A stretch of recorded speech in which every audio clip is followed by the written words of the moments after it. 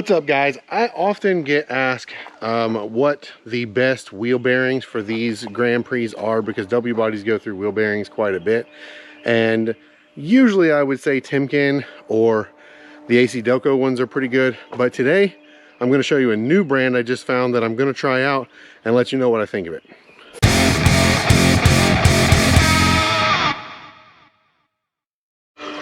Okay, so this is the brand that I was trying. This is the Mevotech or Mevotech, whatever, TTX Terrain Tough Extreme. And there's a couple things about this. I found this on Rock Auto's website for about $77, which is a little bit cheaper than what they have for the AC Delco bearings. And if you look in here, I'm pretty impressed with what it comes with. We'll even get into that in just a minute, but right here is the actual hub bearing itself, and what I like, it is anodized black, and even the studs are blue to keep them from corroding. That is a really cool feature, and I like that quite a bit, as long as everything installs like it's supposed to. But as an added bonus that I don't see often in these hub bearings when you buy them, it comes with this little baggie right here, which I'm going to try to open one-handed. That comes with new nut for the axle and new mounting bolts for the back of the hub.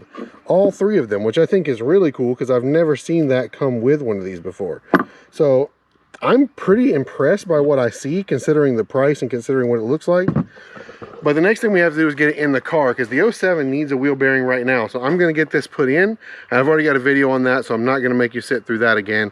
I'll get this in, we'll look at it installed, I'll let you know how it installed, and then make sure that it fixes the problem. Here it is installed on the 07. See all the coated parts. Still look pretty nice. It did take the coating off of the axle nut when I tightened that down. I think that's to be expected, but it's really there for the parts that don't touch anything, so we'll see how that goes. But it fit perfectly. It went in with no problem. I had no issues getting it in. The connector was the right way and everything. So all I've got left to do is just test drive it and make sure that everything works right, and we're ready to go.